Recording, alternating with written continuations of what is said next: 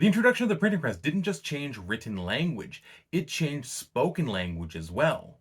But while many common words and phrases are often attributed to the printing industry, some of these claims are more dubious than others. Starting with the ones for which I was able to find reputable sources, uppercase and lowercase derive from the practice of storing capital, also called majuscule letters, in a separate case from the non-capital or minuscule counterparts. These cases were then placed on separate shelves, an upper one and a lower one.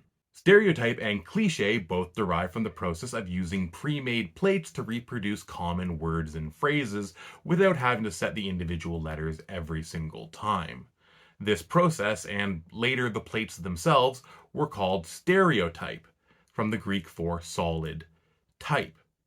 When these plates were inserted into the printing press, they made a clicking sound, which was the origin for the word cliche. Side note, if like me you're wondering how you get from stereo meaning solid to stereo audio, it's because things that are solid are three-dimensional. While I was unable to find a reputable source, I feel confident in saying that the phrase hot off the press is a reference to hot metal typesetting, where molten metal is injection molded to create stereotypes. Moving on to the murkier examples, multiple sources claim that the phrase make a good impression is a reference to pressing print.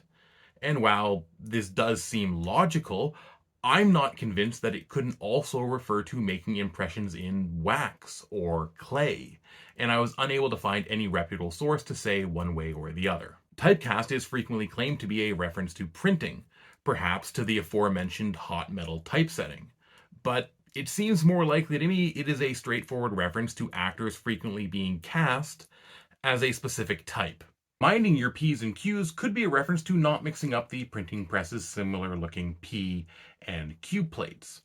But it could just as easily be a reference to children not confusing the two similar looking letters, or to minding your pleases and thank yous. Ending on the more dubious, you may feel out of sorts if you're unable to find the letters you need, because the letter plates were called sorts.